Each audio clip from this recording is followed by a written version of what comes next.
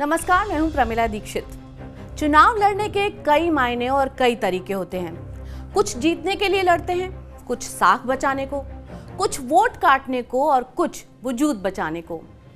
चुनाव लड़ा भी कई तरीकों से जाता है, कई तरह की रणनीति और कई तरह के समीकरण बनाकर।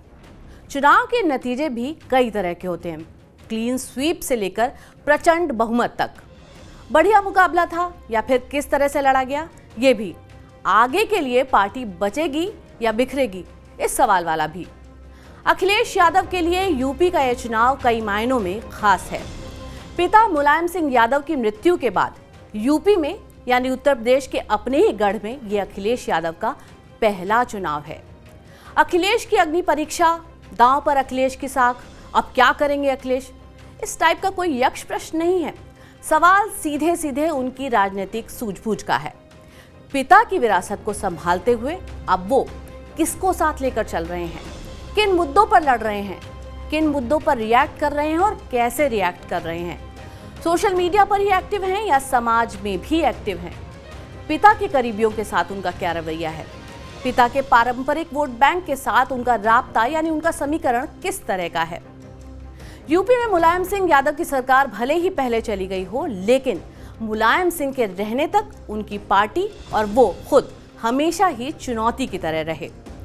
अक्टूबर 2022 में मुलायम सिंह यादव की मृत्यु के बाद गुजरात और हिमाचल प्रदेश के चुनाव नवंबर और दिसंबर में हुए, यानी 2022 में। 2023 में मध्य प्रदेश, राजस्थान, छत्तीसगढ़ समेत कुल 9 राज्यों में चुनाव हुए। समाजवादी पार्टी ने इन चुनावों में गठबंधन से अलग हटकर भी मध्य प्रदेश और राजस्थान में चुनाव लड़ा, अपने उम्मीदवार उतारे, लेकिन नतीजों में समाजवादी पार्टी को मुंह की खानी पड़ी।